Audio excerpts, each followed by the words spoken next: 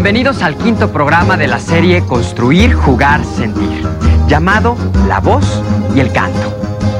En él abordaremos algunos aspectos relacionados con la voz, la técnica vocal y la práctica del canto en la escuela secundaria. Esperamos que este programa sea de su interés. Vamos a iniciar. La voz y el canto. ¿Qué tal, maestros? Bienvenidos. El canto es una forma de expresión humana y por lo tanto es parte de nuestra cultura. Es una forma de manifestar lo que conocemos y así compartir nuestro entorno. Es tan variado como las regiones a las cuales pertenece y en cualquiera de sus ricas y variadas formas, el canto es ante todo una forma de comunicación humana. El Programa de Estudios de Música 2006 para la escuela secundaria plantea que antes de iniciar la práctica del canto se realicen algunos ejercicios para mejorar la postura corporal, respirar adecuadamente y vocalizar. La intención de incorporar la técnica vocal como un contenido en el programa de estudios es que ésta se convierta en un hábito antes de cantar. Cantar es una actividad que debe estar al alcance de todos. Debe ser parte de nuestra formación. Para comenzar, debemos tener una correcta postura corporal.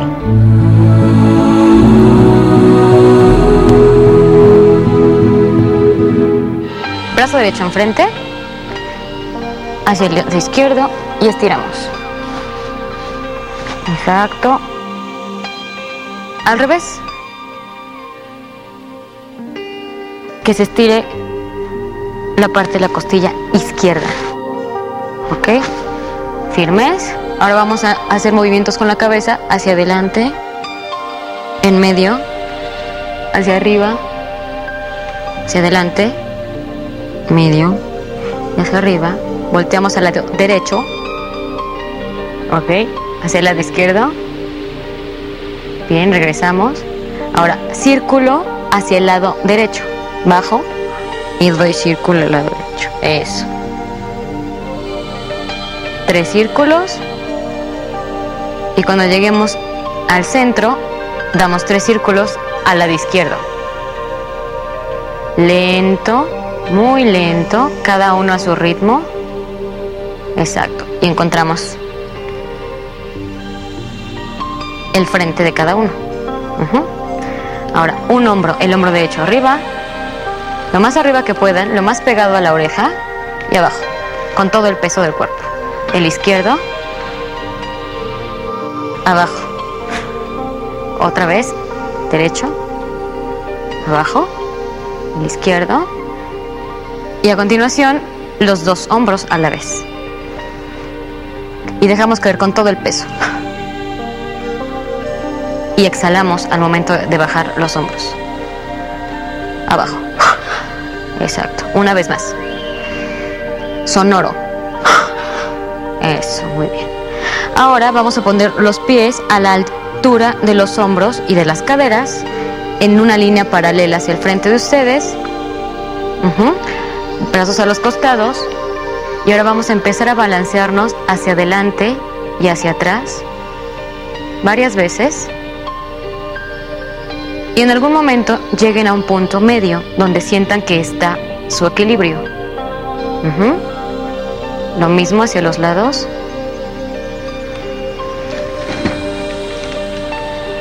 Eso. Y encuentren el punto medio. Una vez que tenemos una correcta postura corporal, podemos respirar adecuadamente. La respiración es la base del canto.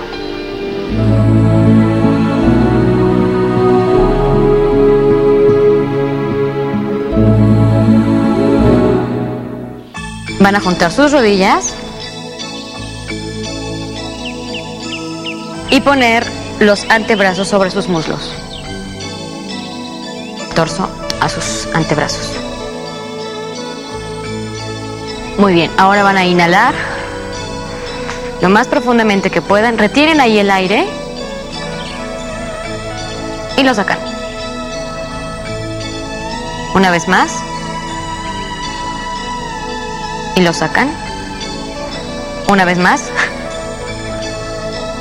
Fuera. Este ejercicio tiene la finalidad de identificar con mayor facilidad cómo es que la parte baja de los pulmones se ensancha al momento de inhalar. Debido a la postura, es mucho más fácil de identificar ese movimiento. Inhalo y exhalo.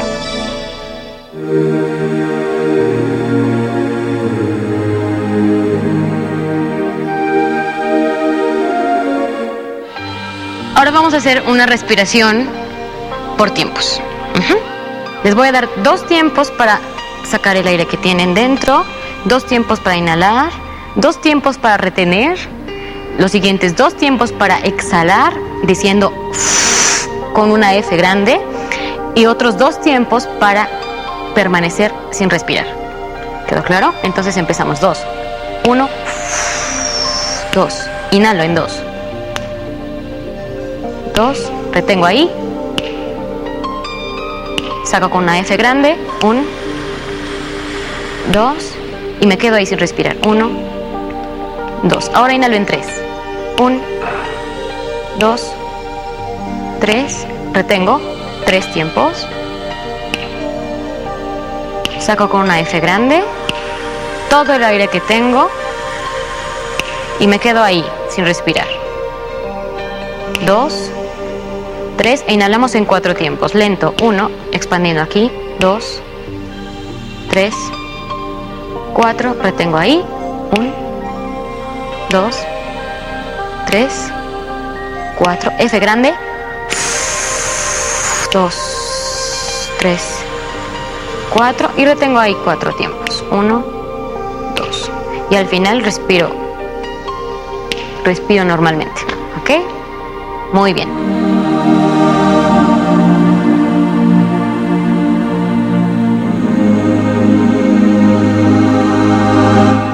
Ahora vamos a ocupar 2 fonemas. Uno que es sh y otro que es como una F. ¿Quedó claro? Entonces vamos a hacer, yo les voy a dar el mismo pulso que les estaba dando y ustedes me van a decir fonema por pulso. ¿Listos? Y tienen que respirar antes de cada fonema. Más sonoro. Ok, gracias. Ahora van a hacer un fonema por cada 2 tiempos.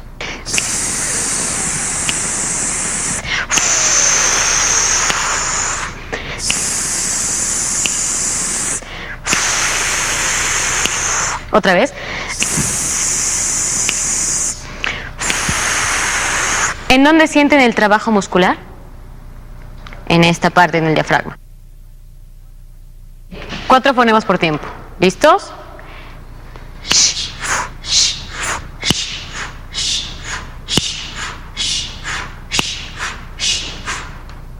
Muy bien.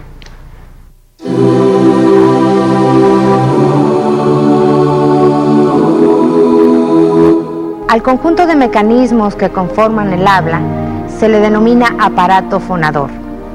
Este se conforma de aparato respiratorio, laringe y cavidades de resonancia. La voz cantada se clasifica en 4 grupos principales según el rango tonal en el cual suena mejor.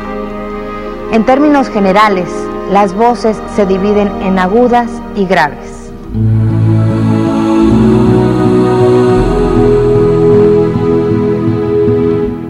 Con una resonancia que vaya hacia la máscara y con los labios ligeramente separados.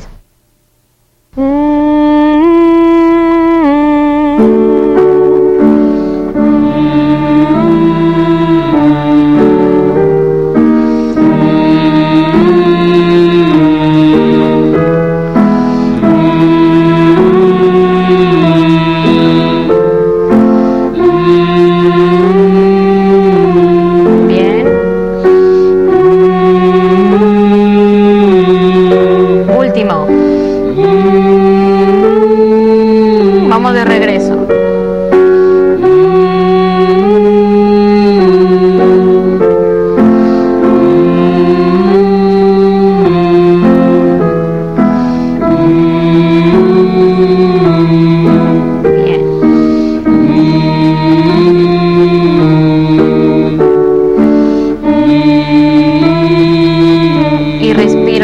acá.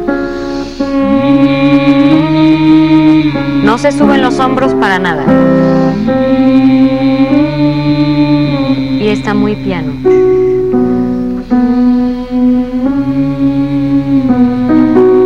Ok.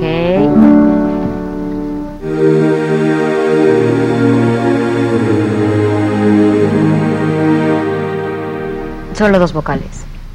Na, no, na, no, na. Y na, no, na, no, na. Na, no, na, no, na. Pero la O es muy redonda. Na, no. Na, no, na, no, na. Bien. Na, no, na, no, na.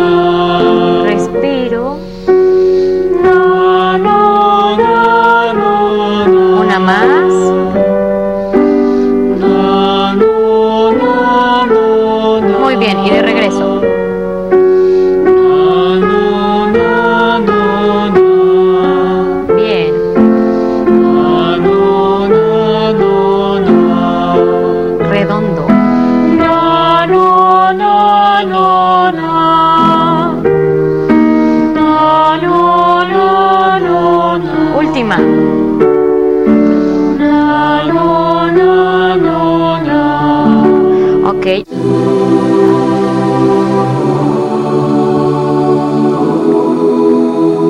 Ahora vamos a hacer las 5 vocales, pero vamos a hacer movimientos que nos ayuden a situar la resonancia que necesitamos. Ni, na, na, no, nu. Y ni, na, na, no, nu. La mano no desciende hasta que termine el ejercicio. Y ni, na, no, nu. Muy bien. Abro. Ni, na, no, nu. Ok, vamos a hacer un poco más movido.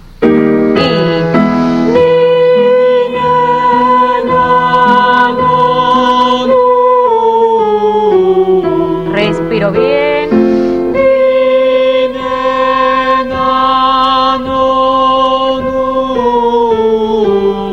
Solo las chicas. Y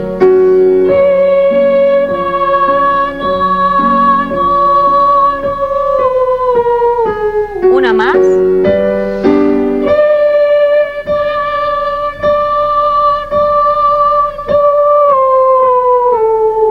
Muy bien.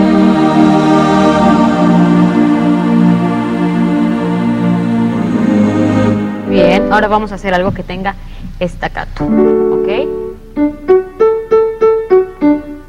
Ya saben, tienen que utilizar el diafragma y fragmentar el sonido. Eso, la O muy redonda. Eso. Muy bien.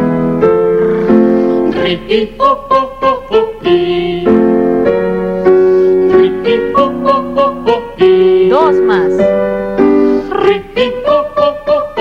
Muy bien. Ok, para esta O, díganme. Oh. Oh.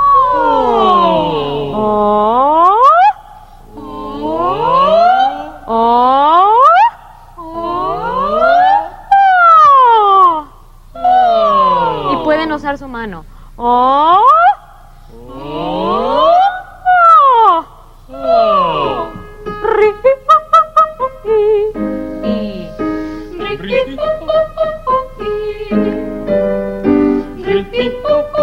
Eso.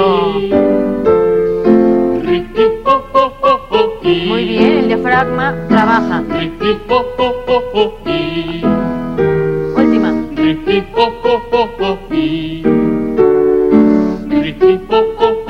Eso. Última. Muy bien. La voz tiene diferentes registros, alturas. Los hombres cantan distinto a las mujeres, cantan más grave. Los niños cantan como las mujeres, cantan más agudo. A continuación vamos a observar unas cápsulas que nos hablan de este tema. Soy soprano. Entre las voces de mujer, la división en la cual se clasifican estas las tesituras son de contralto, que es la voz más grave femenina, es casi parecida a la voz de los hombres. La mezzosoprano, que sería una voz media, bastante oscura y grave también. La soprano, que es la voz más aguda de las mujeres, e incluso dentro de estos grupos hay subclasificaciones que definen los colores, las características específicas de cada diferente voz. En el caso de las sopranos hay muchas diferentes clasificaciones y mi voz sería la de soprano lírico, que quiere decir que tiene la característica o la capacidad de interpretar frases extendidas con color y además con coloratura, que quiere decir que es una voz que tiene la capacidad de hacer notas rápidamente, digamos, dibujos de muchas notas seguidas como con ligereza.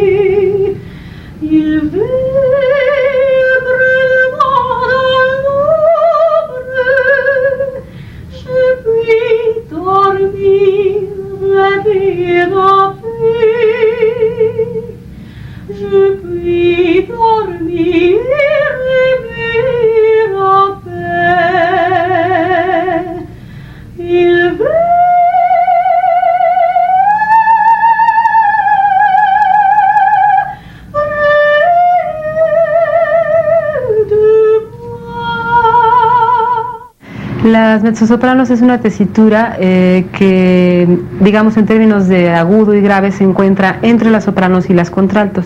La traducción del italiano al español de mezzosoprano es soprano medio, es decir, la mitad de la distancia entre agudo y grave.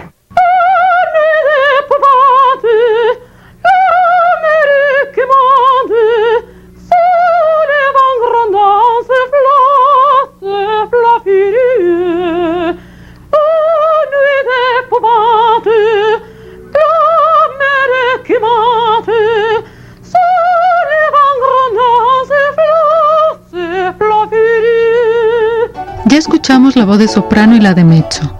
La voz de contralto es una voz poco usual en las mujeres.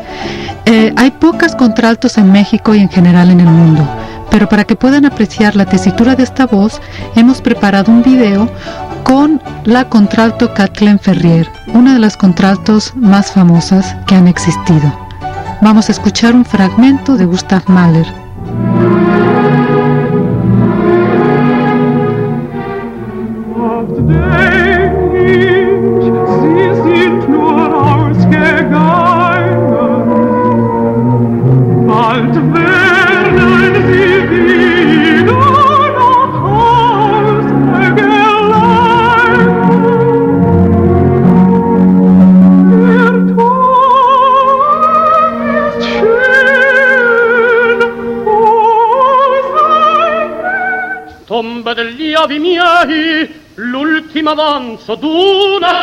Yo pertenezco a la voz más aguda en los hombres, que es la voz del tenor, una de las más complicadas. ¿Por qué? Porque el riesgo que siempre está en una forma que es inusual, está cantando siempre en una zona que no es natural para la voz del varón.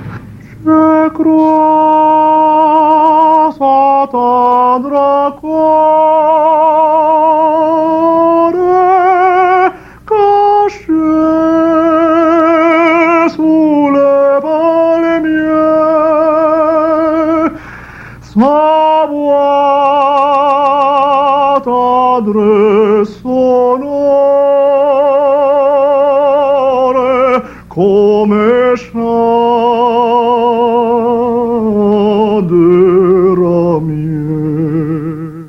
soy cantante de ópera y pertenezco dentro de las voces masculinas a la tesitura del barítono. El barítono se encuentra en una parte intermedia entre lo que es la tesitura del tenor, que es quien canta la parte alta, y la tesitura del bajo, que como su nombre lo indica, canta la parte más grave o más baja del registro masculino. L'orage s'est calmé, déjà les vents se taisent, comme les colères s'apaisent.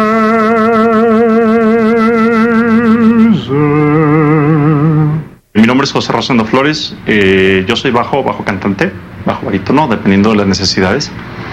Yo estoy ubicado en la parte más grave del registro para hombres. De hecho, es algo extraño aquí en México por una situación genética, digamos. No se da con frecuencia en las voces graves, tanto en hombres como en mujeres. Así es que es bastante escasa esta cuerda en nuestro país.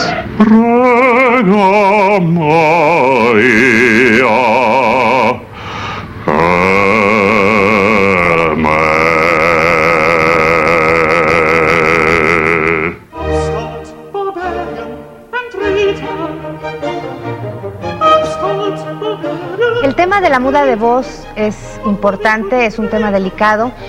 En la pubertad los niños cambian de voz y entonces tenemos que estar muy atentos a ese proceso para no lastimarlos con los ejercicios de vocalización.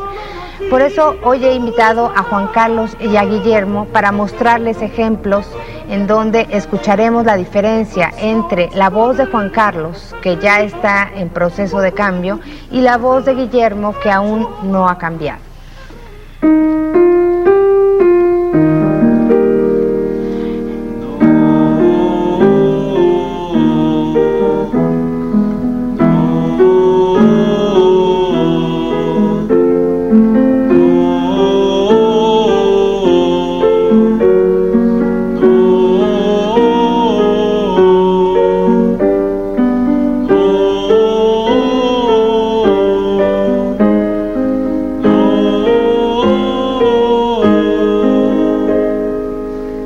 Esa es la voz de Juan Carlos, que ya está finalizando su proceso de cambio. Vamos a escuchar a continuación a Guillermo, que todavía no ha cambiado de voz.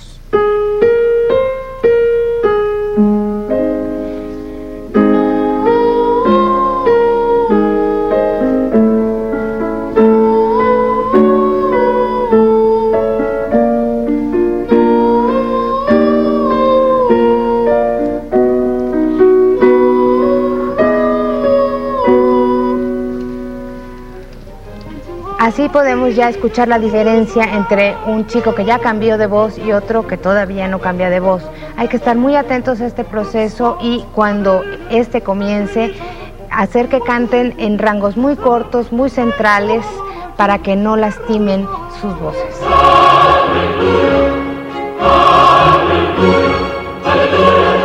El canto coral es aquel que resulta de la unión de varias voces que entonan una o más melodías simultáneamente.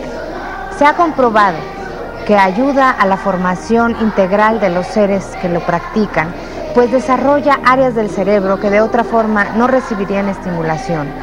Se conoce además que ayuda a la concentración, a la memorización, lateralidad y motricidad.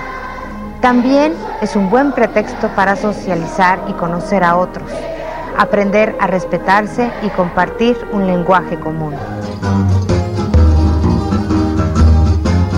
Llegamos al final de este programa, esperando que los temas en él abordados hayan sido claros y de utilidad para su aplicación en el aula.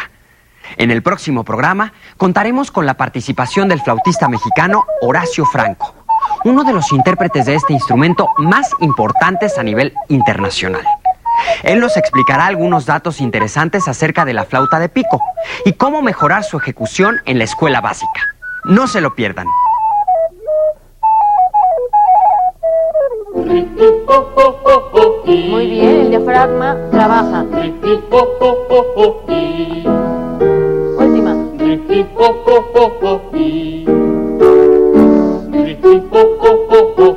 Eso. Última.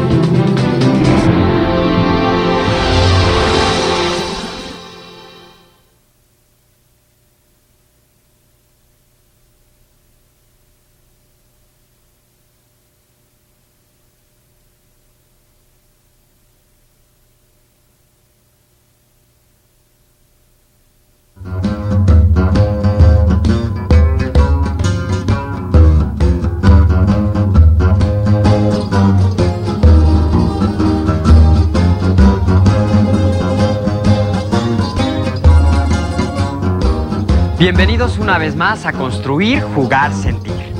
El día de hoy contamos con la presencia de uno de los músicos mexicanos más destacados a nivel internacional, Horacio Franco.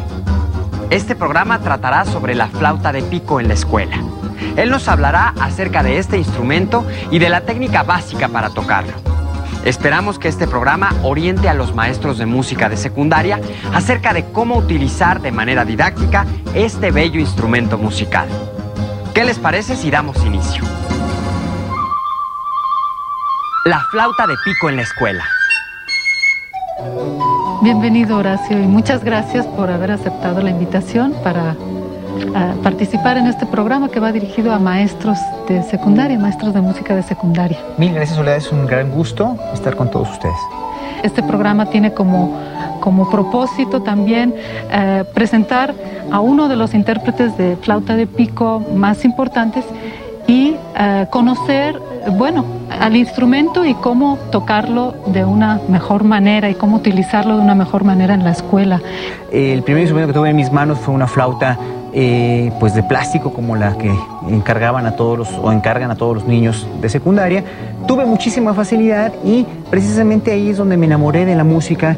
Para mí la clase de música en la secundaria fue definitiva para mi desarrollo como músico. Entonces yo no sabía que esto era un instrumento, como muy poca gente lo sabe hasta en la actualidad, un instrumento respetable, un instrumento con una historia dentro de la música europea occidental, con un papel muy importante. Se dejó de utilizar a mediados del siglo XVIII, pero en el siglo XX comienza a investigarse sobre la música del barroco, del renacimiento, del medioevo, y salen esos instrumentos a la luz. Como es el instrumento más fácil de soplar, dijéramos, de todos los alientos, ¿no? Si lo comparamos con instrumentos de otras boquillas, como el clarinete, que tiene una boquilla de caña, la trompeta, que tiene una boquilla de copa, el trombón, que es el mismo tipo de boquilla, el oboe, que tiene una doble caña, la flauta transversa, que tiene una embocadura de grano, ¿no? Todos esos instrumentos son más difíciles al principio. La flauta de pico es el instrumento que no tiene ninguna resistencia para soplar, pero el problema con la flauta de pico es que, como no tiene esa resistencia, su control es bastante más difícil al principio. Entonces cualquiera la puede soplar, pero muy pocos la pueden controlar. ¿Por qué flauta de pico, Horacio? Porque es el nombre genérico de la flauta. La flauta dulce es un adjetivo que se le puso en Italia, flauto dolce, en el siglo XVI, por el sonido dulce, dijéramos, por el sonido con cierta dulzura de este instrumento. Sin embargo, el nombre en español es flauta de pico, ¿no? ¿Por qué flauta de pico? Porque precisamente las flautas, este tipo de flautas, que es un instrumento con boquilla de tipo silbato, tiene un pico que es un tapón que con esta pared hace un canal de aire y va a chocar con este bisel. Precisamente este bisel es el que produce el sonido. La producción en un instrumento de aliento convencional, como los que mencioné hace un rato, es precisamente al contacto con los labios. La emisión en ese instrumento es total y absolutamente lejana del control de los labios. Ahora sí me gustaría que nos presentaras estas flautas que tenemos aquí. Básicamente tenemos dos tipos de flautas. Son las flautas más antiguas, de diseño más antiguo, que son las flautas renacentistas, como esta. Las flautas renacentistas son flautas con perforación cilíndrica y tienen un sonido bastante más penetrante, bastante más, podríamos decir, lleno.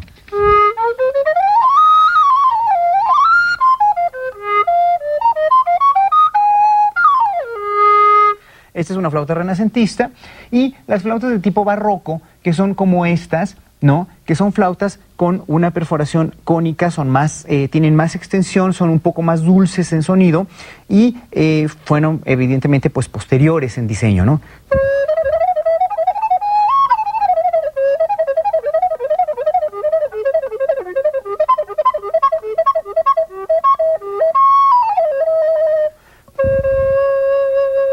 Una flauta, esta es una flauta evidentemente ya moderna, no es de la época barroca, pero hay un error fundamental que quiero decir y que debo decir en llamarle a este instrumento siempre flauta barroca. Esta es una flauta de pico, son flautas de pico, algunas como estas son renacentistas, algunas son barrocas.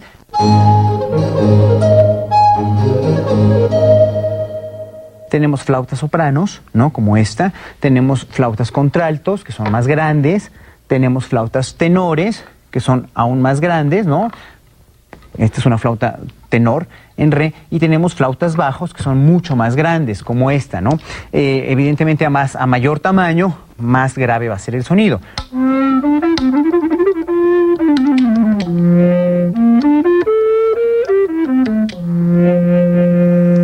Y evidentemente hay instrumentos más pequeños que una soprano, como la sopranino o la Garklen, que son instrumentos evidentemente mucho más agudos.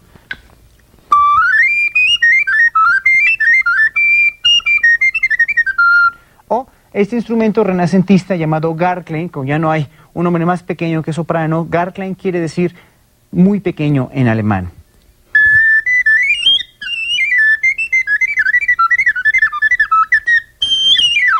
¿Ven? Es un instrumento muy agudo, muy ágil, pero muy pequeño, ¿no? Su problema es que es muy pequeño. Esas son básicamente las tesituras de los instrumentos llamados flauta de pico.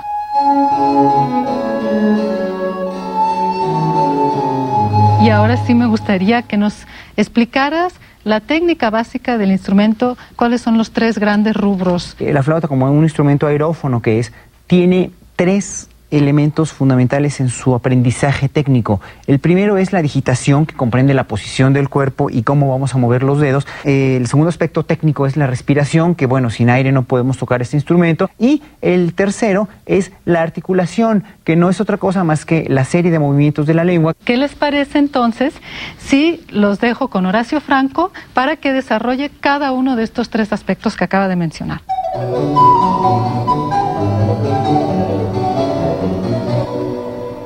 Voy a hablar ahora sobre el principal aspecto que tenemos que tener en cuenta cuando enseñamos a tocar la flauta a los chicos en las secundarias. Me refiero a la posición del instrumento y a la digitación.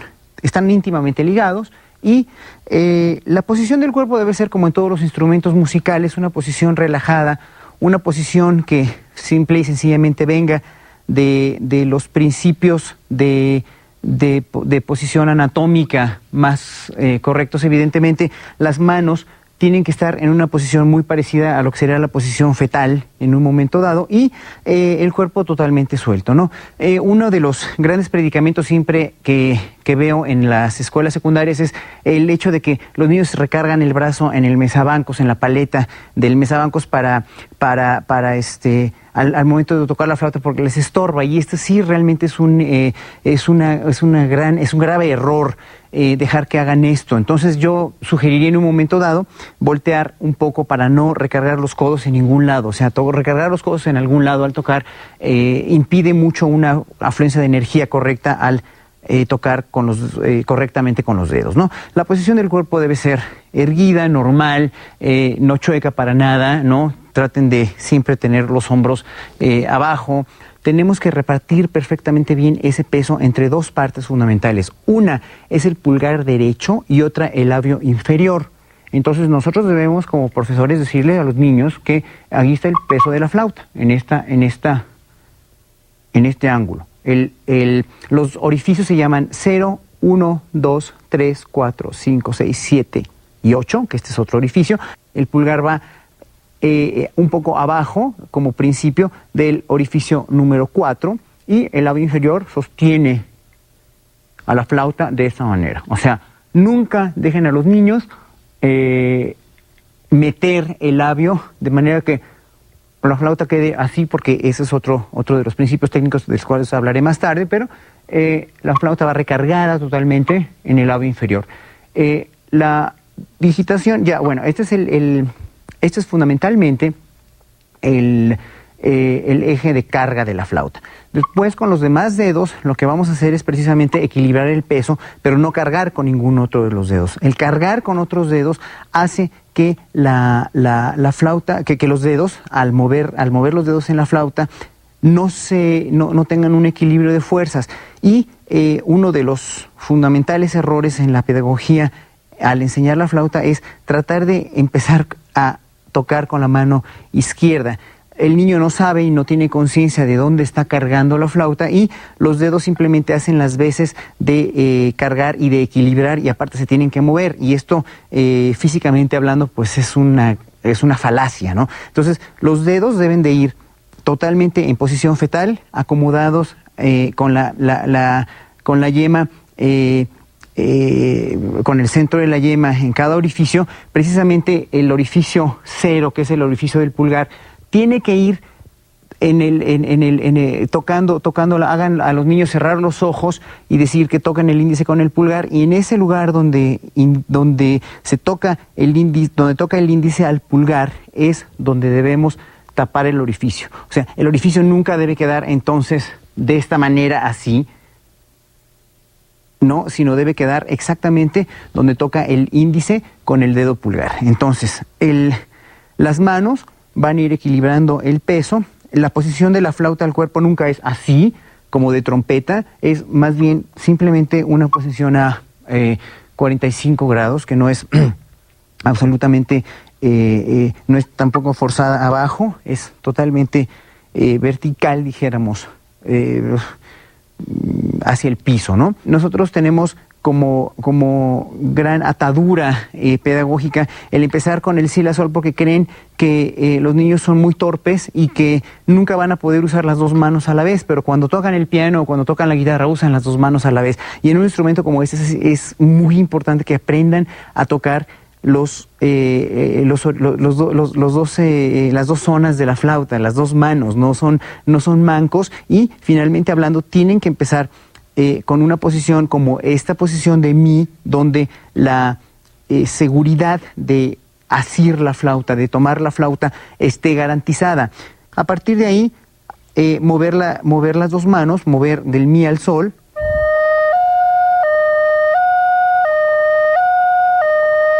o trataría de mover los siguientes dedos.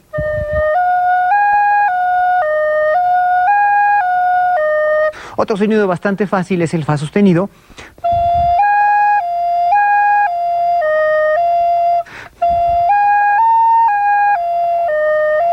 Traten de hacer melodías donde el niño, el alumno, precisamente trate de equilibrar las dos manos y tenga un control fácil, dijéramos, sobre el instrumento, un control natural. Es muy importante que le enseñen a los niños que hay dos tipos de movimientos, un movimiento que es cuando subes el dedo, y otro es un movimiento cuando bajas el dedo. Esto yo le llamo movimiento activo, movimiento pasivo, y cuando son dos movimientos, por ejemplo en esta posición del si al do,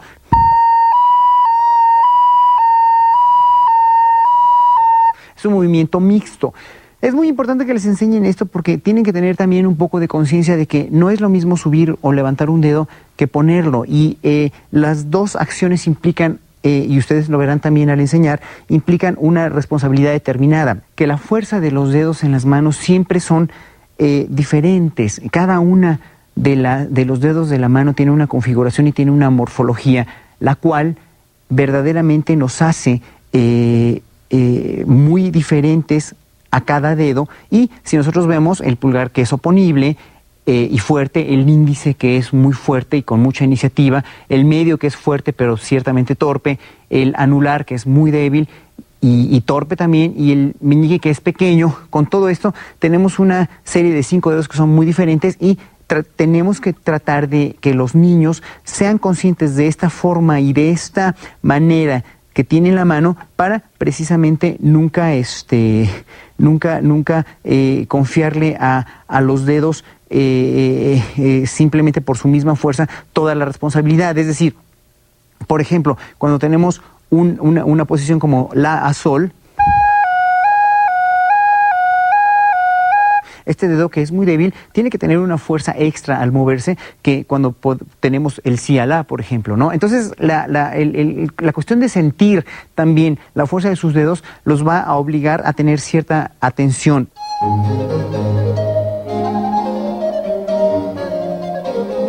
El proceso de respiración consta de 3 partes, que son, a saber, inhalación, retención de aire y exhalación.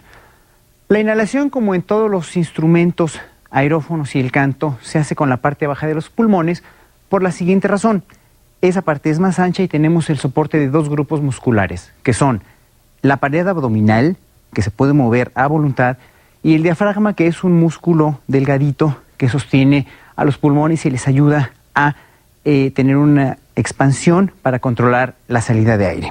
El primer ejercicio que les voy a dar es un ejercicio para inhalar, que tienen que tener muy en cuenta también que las mujeres siempre tienen los órganos respiratorios, es decir, los pulmones, un poco más arriba que los hombres, y es necesario que siempre chequen que los hombros estén en una posición baja, que no inhalen por la nariz, se inhala por la boca, siempre la inhalación de los instrumentos de aliento es por la boca. Entonces meten lo más abajo posible el aire, de manera que esta parte de los pulmones quede exactamente ensanchada. Ese es el primer ejercicio. Se hace de pie, como estoy ahora, se hace sentado, y se puede hacer también acostado para que tengan más conciencia de hacia dónde meten el aire. Es muy importante que siempre chequen que el aire se meta lo más abajo posible para tener el control muscular.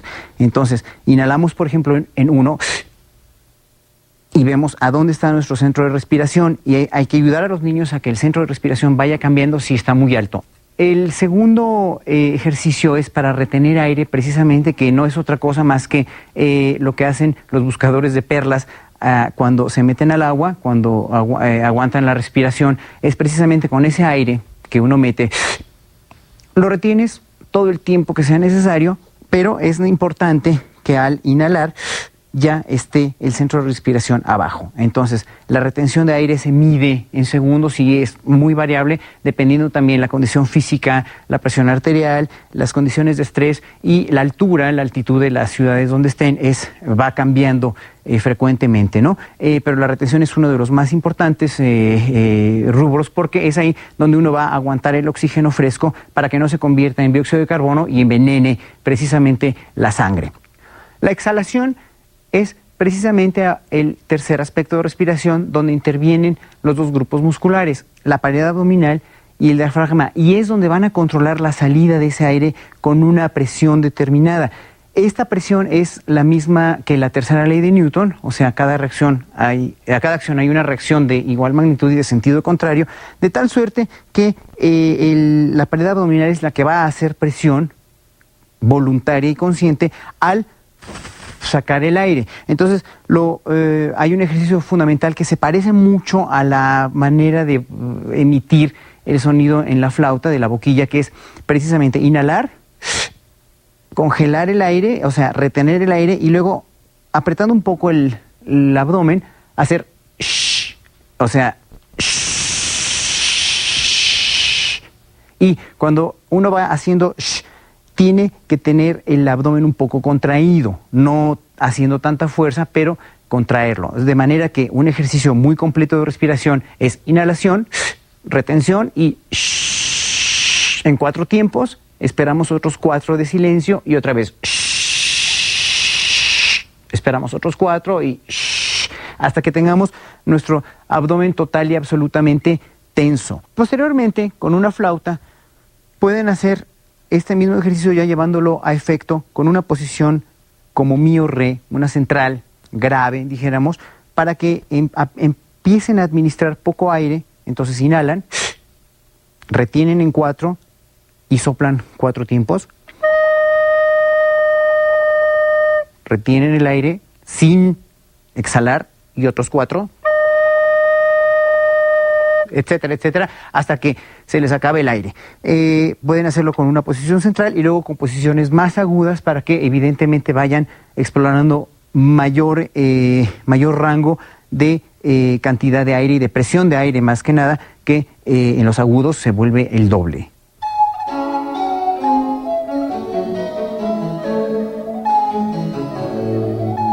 La articulación son toda la serie de movimientos de la lengua que nos permiten pronunciar correctamente una nota o una serie de notas. Se hace fundamentalmente con la punta de la lengua y después interviene un poco la parte media de la lengua, que es la parte trasera, pero empezaremos primero a colocar bien la lengua, que es un músculo que necesita todo el control y el apoyo necesario para poder moverse libremente. La lengua no la podemos ver, por lo tanto necesitamos una sílaba auxiliar que nos ayude a colocarla correctamente. Si nosotros le decimos al chico, a ver, di la sílaba che, cuando dices la sílaba che te das cuenta que las puntas laterales traseras de la lengua están recargadas en los molares superiores y que a partir de esa sílaba vamos a poder mover la lengua diciendo sílabas como t o d. Nosotros no podemos enseñarle a los niños, y eso es un grave error que siempre se tiene en las escuelas, enseñarle a pronunciar siempre tu o du. Cuando uno sopla correctamente, lo único que pasa a la flauta es agua, aire condensado por el canal de aire, pero no saliva. Entonces es muy importante que le enseñen a los chicos a mantener la punta de la lengua siempre detrás de los dientes superiores, o sea, t o d. Entonces, de los primeros ejercicios, cuando pronuncian che, cierran los dientes, che, t o d. Son 2 tipos de articulaciones que existen, fundamentalmente las simples, que son t, d y r, o sea, t, d y r, la t, la d y la r, y que son movimientos de la lengua que solamente son unilaterales, es decir, la lengua solamente acciona por la punta, t, o t, o t, ¿no? Y después cuando interviene la parte más lateral trasera de la lengua, más bien la parte media con una gutural k o g, o d,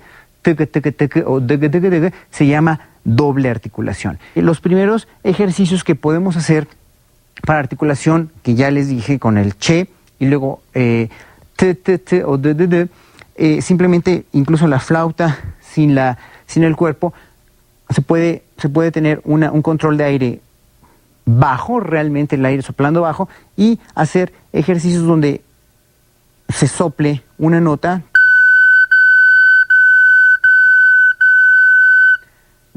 tratando de no bajar la lengua a la manera tratando de no poner la lengua obstruyendo el aire. Es muy importante que le enseñen al alumno que el principio de articulación es como un principio de llave del agua, de llave de paso del agua. Cuando uno abre la llave es cuando sale el agua, y cuando uno cierra la llave no se va el agua, simplemente no se va la presión, simplemente ahí está el agua, pero está la llave cerrando. La lengua es nuestra llave y va a permitir abrir o cerrar precisamente la emisión del aire, y es ahí donde precisamente la manera de quitar la lengua es la que nos va a dar la pronunciación de las notas. Queridos maestros, llegamos al final de este programa. Te agradecemos mucho, Horacio, que nos hayas mostrado estos principios básicos de la técnica del instrumento. Yo creo que, ya que es un instrumento que está presente en la escuela secundaria, vale la pena trabajarlo bien. Sí, claro, y es muy importante que se aborde cualquier tipo de repertorio con la flauta que sea apto para este instrumento y apto también para el desarrollo musical de los adolescentes y de los niños. Y creo que lo más importante es enseñarlo éticamente bien, que los maestros estén seguros de lo que están enseñando y que los niños tengan en cuenta que es un instrumento con un gran valor.